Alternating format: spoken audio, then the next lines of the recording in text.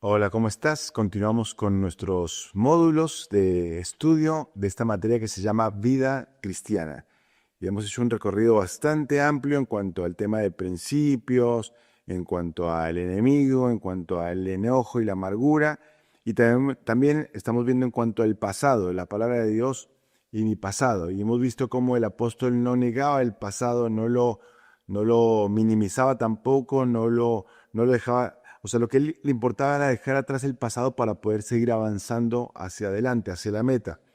Y vimos en el módulo anterior algunos casos o ejemplos de la palabra de Dios en los cuales veíamos claramente que el Señor había logrado en las vidas de hombres y mujeres de Dios que ellos pudieran dejar atrás el pasado para poder seguir hacia adelante. Y vamos a continuar con un par de ejemplos más.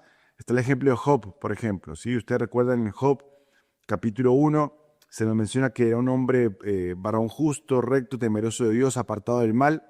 El Señor repite el mismo testimonio más adelante, pero de repente aparece en escena el enemigo. ¿Y el enemigo qué buscaba? El enemigo buscaba era como que él quería demostrar que Job realmente no temía a Dios porque quisiera, sino simplemente porque Dios lo había beneficiado, Dios lo había bendecido, Dios lo había favorecido, pero si Dios le quitara toda esa bendición a Job, el diablo estaba seguro de que Dios, o mejor dicho, que Job iba a dejar de lado a Dios. Y eso pasa. O sea, en el sentido de que Dios le da permiso a Satanás para que él le quite todos sus bienes a Job y aún sus hijos. Pero Job aparece y dice que él dijo, desnudo salí del vientre de mi madre, desnudo volveré a donde vine. Y dice, pero en todo esto Job no pecó, ni atribuyó a Dios despropósito alguno. Después el enemigo vuelve y le dice a Dios que, bueno, el problema no es ese, sino que el problema es que Job o cualquier persona, cuando se toca su integridad, entonces la persona va a reaccionar en contra de Dios. Y Dios le da permiso a Satanás para que hiera a Job con una sarna maligna, pero Dios estaba seguro y confiado en que Job no le iba a fallar. Y Satanás, de hecho, le da esa enfermedad a Job, una enfermedad terrible, en la cual al leer y estudiar el libro de Job nos damos cuenta de que le produjo insomnio, le produjo pesadillas, le produjo la pérdida de sus dientes, le produjo una pérdida de peso importantísima, en fin, terrible, un sarpullido con pus, con gusanos, pero la Biblia dice que Job tampoco pecó contra el Señor. Entonces, Job, ¿qué tuvo que dejar para que al final del libro veamos a Job nuevamente bendecido, nuevamente con muchos bienes, nuevamente con mucha riqueza, nuevamente con hijos? ¿Qué tuvo que pasar? Bueno, Job tuvo que aprender a dejar su tragedia. Él no se quedó en la tragedia. Mucha gente se queda en la tragedia a través de toda la vida y siempre se estanca ahí, en ese momento de la tragedia y no avanza. Bueno, Job dejó atrás la tragedia, había perdido sus hijos. Sin embargo, Job no se quedó allí. Job dejó atrás su angustia, lo que él sentía, dejó atrás todo eso y dejó atrás su dolor. Y decidió confiar en Dios. Y por eso cuando llega el capítulo 42, y Job dice, ay Señor, de oídas te había oído, pero ahora mis ojos te ven. Ahora te veo, Señor. Y realmente confío y descanso en ti. Otro ejemplo es José. Si hay alguien en la Biblia que podría estar amargado, era José. José fue menospreciado por sus hermanos, José fue odiado por sus hermanos, recibió burlas de parte de ellos. Ellos le decían, ahí viene el soñador, en una forma despectiva. Sus hermanos quisieron matarlo, no pudieron, o mejor dicho, Rubén lo defendió, pero decidieron venderlo y lo vendieron. José fue puesto en un pozo y esperando que sus hermanos le tiraran la soga para salir, pero cuando le tiraron la soga no eran sus hermanos, eran los madianitas que los llevaban como esclavo hasta Egipto. Josué fue vendido allí como esclavo a un hombre llamado Potifar, capitán de Faraón. Eh, José fue ascendiendo porque realmente la mano de Dios siempre estuvo con él. José llegó a ser un administrador en la casa de Potifar, pero ahí viene la esposa de Potifar que quiere seducirlo. José escapa de la seducción, José huye de esa tentación y entonces esta mujer lo acusa de que él intentó violarla. Entonces a José lo mandan en la cárcel. Estando en la cárcel, José interpreta el sueño a dos dos funcionarios del rey, un copero y un panadero. Una interpretación implicaba que el panadero iba a morir, pero el copero iba a vivir. Entonces Job le dice al copero, bueno, por favor, acuérdate de mí cuando salgas de la cárcel, habla de mí bien ante tu Señor, pero la Biblia dice que el copero se olvidó de José.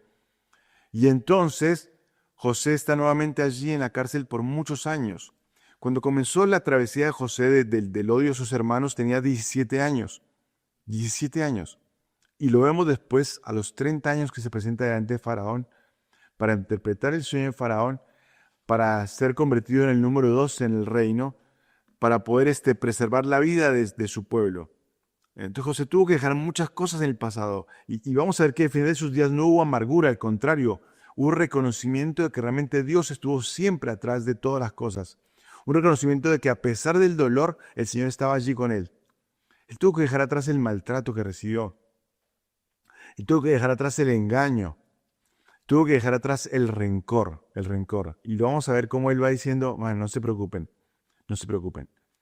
Ustedes no fueron los que me trajeron acá, dijo José a sus hermanos. Fue el Señor para preservación de vida, para poder preservar al pueblo de Israel. Eso lo puedes leer en Génesis capítulo 41, versículos 51 y 52. Él reconoció perfectamente la mano de Dios. Él dejó atrás el maltrato, el engaño e incluso el rencor para poder avanzar.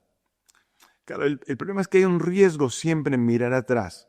Cuando miramos atrás estamos siempre en riesgo. En Hebreos capítulo 11 encontramos esta expresión, Hebreos capítulo 11. Allí vamos a leer en cuanto a estos héroes de la fe, esta galería de hombres de la fe que se distinguieron por algo en particular. Dice allí la Biblia en Hebreos capítulo 11, Hebreos 11, dice allí el versículo 13, dice, conforme a la fe murieron estos sin haber recibido lo prometido. Versículo 13. Sino mirándolo de lejos y creyéndolo y saludándolo y confesando que eran extranjeros y peregrinos sobre la tierra. Porque los que esto dicen claramente da a entender que buscan una patria. Pues si hubieran estado pensando en aquella de donde salieron, mirando atrás al pasado, ciertamente tenían tiempo de volver. Pero, dice la Biblia, anhelaban una mejor, esto es celestial, por lo cual Dios no se avergüenza de llamarse Dios de ellos, porque les ha preparado una ciudad. Tremendo, ¿no? Ellos no miraron atrás al pasado, porque ellos sabían perfectamente que mirar el pasado, bueno, siempre hay tiempo para volver. Pero ellos anhelaban una mejor patria, una patria celestial, es lo que ellos querían, una patria celestial. Lucas capítulo 9, Lucas 9, versículo 62. Evangelio según San Lucas, capítulo 9. Allí se presentan una serie de personas que quieren servir al Señor. Le dicen, Señor, yo te seguiré donde quiera que vayas, yo voy a estar contigo. Pero el Señor les muestra que hay ciertos requisitos o que no es fácil seguir al Señor. Y dice allí en Lucas capítulo 9, versículo 62, dice, y Jesús le dijo, ninguno que poniendo su mano en el arado mira hacia atrás.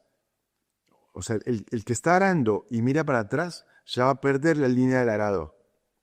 Ninguno que poniendo su mano en el arado mira hacia atrás es apto para el reino de Dios. O sea, no se puede vivir en el pasado, no se puede mirar atrás. En Génesis capítulo 19 encontramos la historia de la destrucción de Sodoma y Gomorra, y allí vamos a ver cómo el Señor envía ángeles para advertir a Lot y a su familia en cuanto a lo que venía, a la destrucción que venía.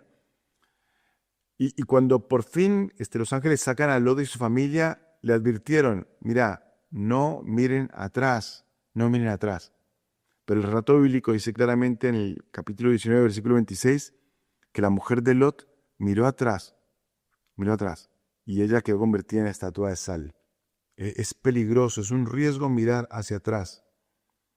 En 2 Reyes capítulo 5 encontramos la historia de Naamán, aquel capitán poderoso que va a buscar el profeta de Dios para que lo sane de su lepra.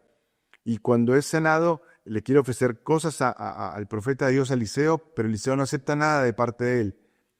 Pero el criado de Eliseo, Giesi, que era un hombre codicioso, entonces fue atrás a buscar a Naamán para pedirle vestidos y oro. Y la lepra de Naamán se le pegó a Giesi. porque buscó hacia atrás. Queridos, el diablo es el Dios del pasado. El diablo es el Dios del pasado.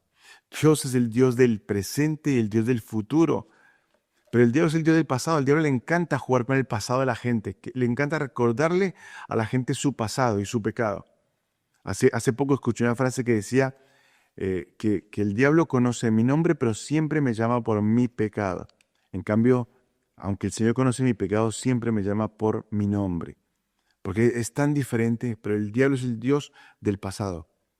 Mire, mirar atrás me expone al riesgo del conformismo.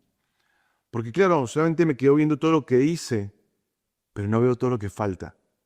Entonces tengamos cuidado con mirar siempre hacia el pasado porque me puedo llegar a conformar. Debo fijar mi mente y mis ojos en el presente para no caer en la vanidad. Tengo que siempre pensar en que el hoy es una oportunidad única para vivir y para disfrutar y para hacer cosas para el Señor. Si me quedo en el pasado, puedo correr el riesgo de decir, mira todo lo que hice, todo lo que logré, y no me doy cuenta de que realmente hay tanto todavía, hay tanto por ahí.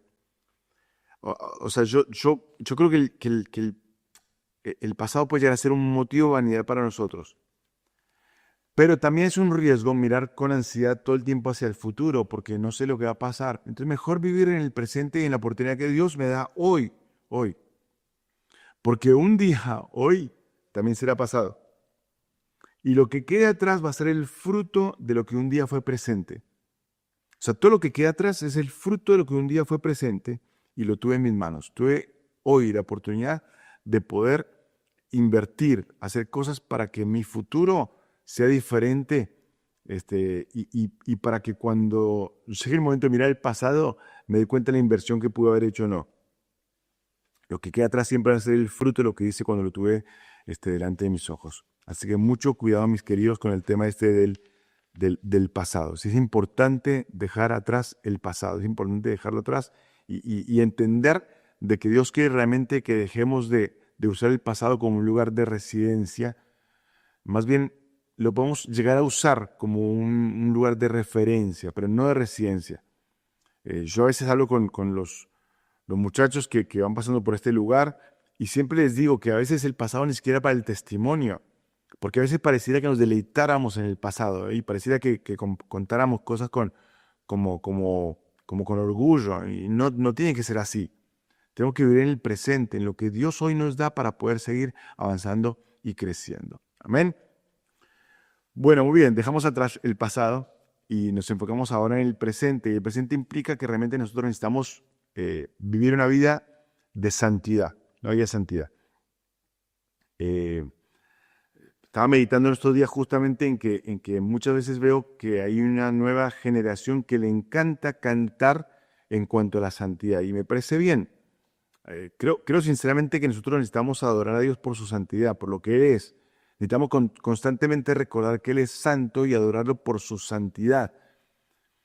Pero también estoy convencido que también nosotros necesitamos ser santos, porque dice claramente en 1 Pedro capítulo 1, dice, sed santos porque yo soy santo. Entonces necesitamos también procurar ser santos, porque su santidad me tiene que motivar a poder ser santo. Me tiene que mover a adorar a Dios por su santidad, pero me tiene que motivar a yo ser santo hoy en mi vida diaria y práctica. Ahora, pero a ver, tengo que un poquito definir un poquito el tema de santidad y no es, quizás la gente lo ve como algo aburrido o algo lejano, quizás la gente lo ve como algo que realmente solamente algunos pueden llegar a tenerlo, o quizás lo ven como quizás como algo que solamente pertenece a aquellos que quizás se visten de una forma especial y particular y se van a un monte, a una cueva a vivir alejados de todo lo que este mundo. Pero no es así, no es así. La santidad tiene que ver con cosas prácticas y cosas diarias y con una forma de vida que en medio de una generación en la cual vemos mucho maldad, en la cual vemos que realmente está todo patas arriba, en medio de todo eso podemos también ser santos y marcar una diferencia. Entonces, primero tenemos que hablar de que la santidad es un atributo del carácter de Dios. Dios es santo. Eso está a través de toda la Escritura. Dios es santo, Dios es puro. Fíjense por favor conmigo en Isaías. Allí hay un texto hermosísimo en Isaías capítulo 6. Ahora lo que yo te quiero decir en cuanto al texto antes de meternos en Isaías capítulo 6 es que antes de Isaías 6 está Isaías 5. No es muy inteligente lo que estoy diciendo, pero es importante tener en cuenta esto. Porque en Isaías 5 vamos a ver el profeta que está parado mirando hacia alrededor y va mirando allí a un pueblo que está totalmente desenfrenado, está en pecado. Muy parecido a lo que es nuestro mundo hoy en día. Muy parecido, obviamente con diferencias en cuanto a tecnología, etcétera, pero muy parecido en cuanto a filosofía en lo que es nuestro mundo hoy. Entonces allí está Isaías mirando al mundo alrededor y se da cuenta del pecado y comienza a dar una cantidad de ayes, o sea, de juicios por causa del pecado. Dice, por ejemplo, Isaías 5:8, dice, hay de los que se juntan casa a casa y añaden heredad a heredad hasta ocuparlo todo. Si está hablando de aquellos que viven por el deseo. Solamente quieren es tener un deseo de avanzar, pero un deseo mal enfocado, un deseo solamente de tener por tener. Versículo 11. Hay de los que se levantan de mañana para seguir la embriaguez, que están hasta la noche hasta que el vino los enciende. Aquí estamos hablando de un juicio por el descontrol. Gente que permanece todo el tiempo en el descontrol, la embriaguez. Todo el tiempo tienen descontrol. Versículo 18. Hay de los que traen la iniquidad con cuerdas de vanidad y el pecado con coyundas de carreta. Está aquí hablando de degradación. O sea, habló de deseo, los que quieren tener más. Habló de descontrol, los que quieren seguir bajo la influencia de cosas externas como el alcohol. Pero aquí hablan de degradación. ¿Por qué? Porque quieren traer iniquidad con cuerdas de vanidad. Quieren traer el pecado. O sea, quieren estar cerca todo el tiempo del pecado y de la vanidad.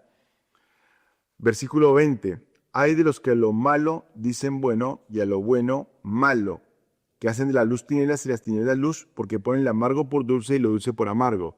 Esto es acerca de doblez. O sea, son personas hipócritas que buscan, o a lo malo llaman bueno y a lo bueno malo. ¿Te das cuenta? Nuestra sociedad está llena de deseos, realmente malos, de tener por tener. Nuestra sociedad está llena de descontrol por diferentes tipos de vicios o de adicciones. Nuestra sociedad está llena de degradación porque quieren estar más cerca del pecado que realmente de lo que Dios quiere. Nuestra sociedad está llena de doblez porque realmente nuestra sociedad llama a lo bueno malo y a lo malo bueno. Versículo 21. Hay de los sabios en sus propios ojos, de los que son prudentes delante de sí mismos. ¿Te das cuenta de que realmente es un estado muy grave hacerse sabio en su propia opinión? Hacer sabio es algo que realmente no está bien. No está bien. Porque cuando yo soy sabio en mi propia opinión, seguramente me voy a equivocar. Cuando yo creo que realmente yo las sé todas, es algo que está incorrecto. Nuestra sociedad también es así. Nuestra sociedad está llena de gente que no quiere escuchar la verdad de Dios porque creen que saben más ellos que Dios mismo. Y eso está mal. Fíjate, 22. Hay de los que son valientes para beber vino y hombres fuertes para mezclar bebida, los que justifican al impío mediante cohecho y al justo quitan su derecho. Sí, esto es distorsión. Realmente ellos, está hablando de gente que realmente son fuertes, entre comillas, para lo malo, pero no se dan cuenta que son tan débiles, tan débiles. Esa es la sociedad que estaba mirando Isaías en el capítulo 5. Entonces él mira alrededor y ve eso, pero cuando llega al capítulo 6, él cambia la mirada. Y ya no va a ver alrededor, sino va a comenzar a ver hacia arriba. Pero de eso vamos a hablar en el próximo módulo, si Dios quiere.